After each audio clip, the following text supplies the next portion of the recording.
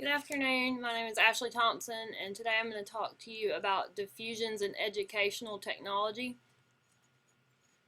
Just for some entertainment, a few laughs, I put together a little slide that kind of just shows different perceptions of what educational technology may be. You may have seen something similar to this before about what an FFA member is or what a teacher is, but basically it's just different pictures to describe what different aspects of the world think about it. So you have one about society, what parents think, what the student thinks. And if you can't read it, he said, "How did I get through boring lectures back in the days of paper? I can instant message and it just looks like I'm note taking." What teachers think, maybe some of the stresses of what they have to be, maybe to be a good online teacher or a teacher that implements educational technology, maybe what the world thinks, and then maybe an idea of what it should be. And there's a wordle of a bunch of different words describing educational technology. I entitled the slide "The Inevitable Innovation." Technology was something that I feel like couldn't have been avoided in the education world in schools. Many schools have technology available, they let students bring it in, and some are starting to incorporate it. And this is also a wordle taken from a description that the U.S. Department of Education put together. The larger words are the words that are more important in the description or occurred more often.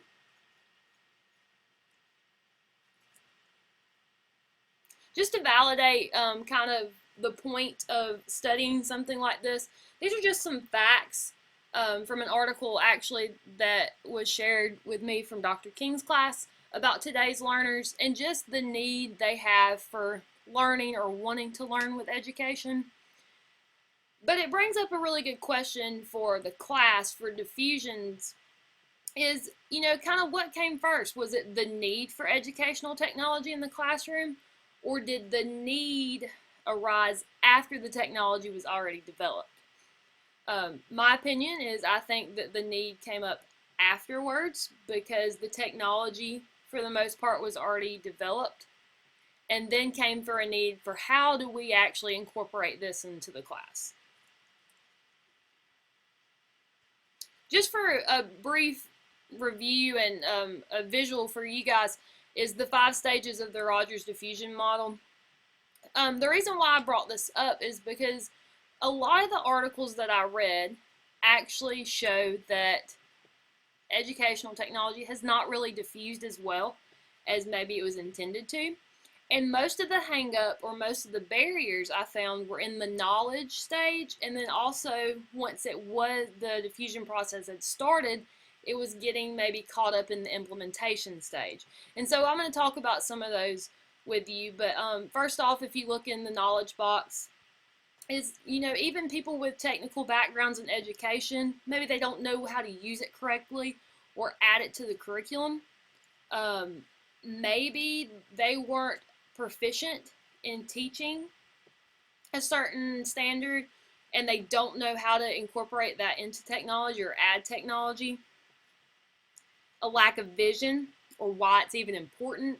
They don't see the perceived value in it. And then you go down to the implementation stage. Once maybe it has started, maybe a school or a school system has started to implement it, and you see just some implementation barriers. Maybe they're not getting the support they need. Maybe they don't know physically how to incorporate it every day. So they've got past the idea of, yes, this might be a good idea, but when it comes down to the physical, let's incorporate it, a lot of teachers and educational people are finding that they don't know how to relate it to the current educational model that they're expected to follow. This is an interesting graphic I found by a guy named Khan, and he basically points out that this is a framework that needs to be addressed for e-learning or learning online or through technology to be efficient. And if you look at it, it's got a lot of different facets. It's multidimensional, and frankly, it's not just one-sided. So my question is does this complex multidimensional framework of this e-learning or educational learning help or kind of hurt the innovation's ability to diffuse through the system. And you see that there's a lot of different resources that aren't even sometimes the problem of a teacher or of the student.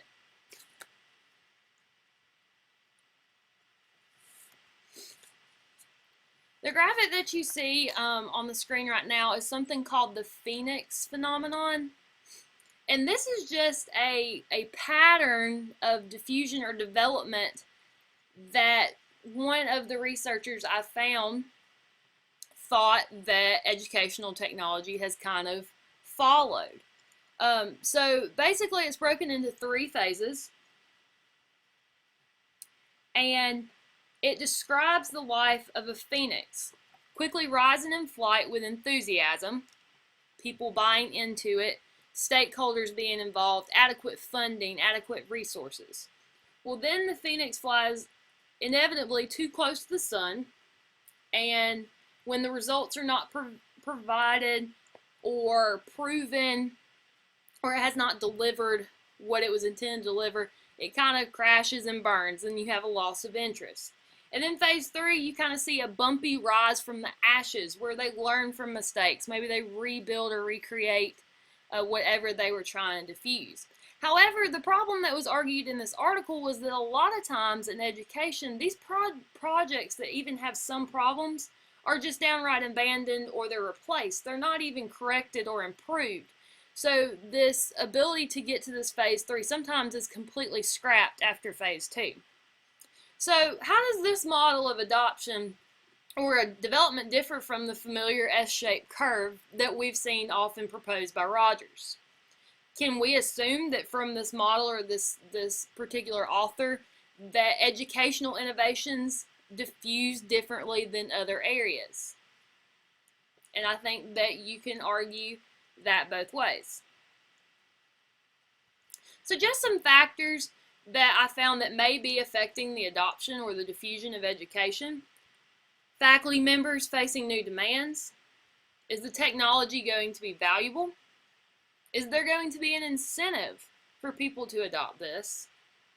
How does it affect the existing preconditions like values and experience? Is it even meeting needs? Is it going to affect the change in the teaching methodology that we use? Are we going to need more support and training? Dooley proposes a concerns theory that may be helpful in understanding this. Maybe the first indicators of differing perceptions and needs of teachers are important when considering and delivering teacher interventions, in this case, educational technology. So a non-user is going to have high self-concerns, awareness, information, personal. People that have some use are going to have task-related concerns. And then a high user is going to have impact concerns. What's the consequence? Can I collaborate with this? Can I refocus? But Dooley points out if we can predict how concerns will change throughout the phase of the change process, we can design in-service training and intervention activities that can address those needs. Also, some steps to diffusion. Reconstructing the curriculum is a first, and that's going to include the role of the teacher, practices and procedures that take place in education, planning and management of an educational technology curriculum, removing barriers, and then of course important evaluation and support. The quote down there is really interesting. I really thought it said a lot. Although the diffusion of computer technology and telecommunications is dependent on the facilitator's vision and leadership, it truly is the teacher who impacts the use of the technology in the classroom. So, the change or the acceptance is going to, in this case, according to Dooley, fall in the hands of the teachers. So, according to the statement, who is your change agent? Is it your administrators? Are they your formal change agents? And then are the teachers involved in that step as well? I also found another illustration that depicts social capital theory and how that helps diffuse. You can see the picture. There's an expert and a novice. And through social exchange, these two people, even though they're on different levels of educational technology expertise, they actually help each other. But as you can see, there's pressures from expertise and conformity. There's the potential that they see. And then, of course, the institutions that are putting this pressure on them as well. You got factors of job conditions and job stress as well. In this model, the social capital theory, I found that they relate schools to social organizations that tend to use social exchange through informal processes to implement something. Still, the teachers or the people in the school have somewhat of the ability to make their own decisions, but ultimately social pressure will affect them to try to implement something because, all in all, as an organization, they share the same fate. The role of the change agent in the social capital idea kind of looks back to what we were talking about before with the concerns theory. The change agent would facilitate implementation, organize development, cultivate relationships or encourage the cultivation of relationships, attend to or address job stress and conditions, encourage social exchange.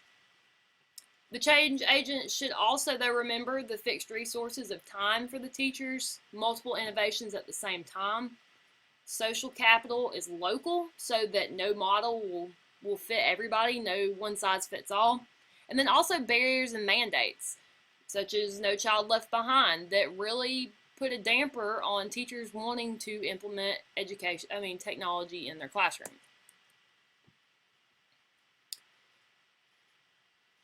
There are 4 components to a successful educational technology learning experience: E, L, M, and N.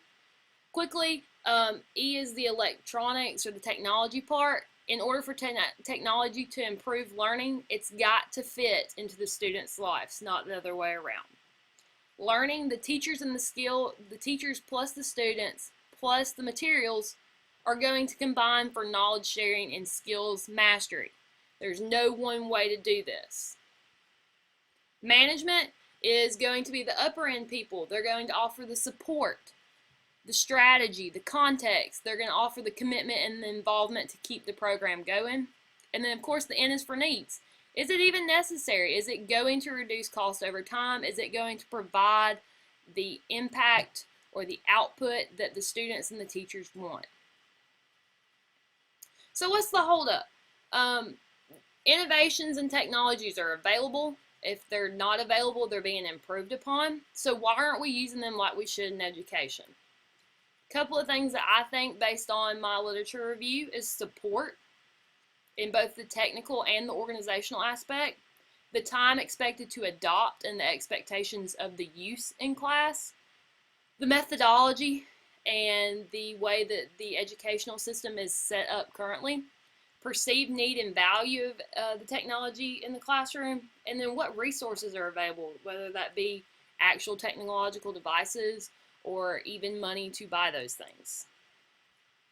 Couple of cases that were found that basically promote or show that attitude, organization, interest, support, and training were all common factors found in these cases in the United States that needed to be addressed. And then finally, some success stories. If you have time, look up the Shigata mantras, the child-driven education, and then also Charles Ledbetter does an interesting point in talking about educational technology in the classroom. Neither of these models reflect our current education system, and they're working.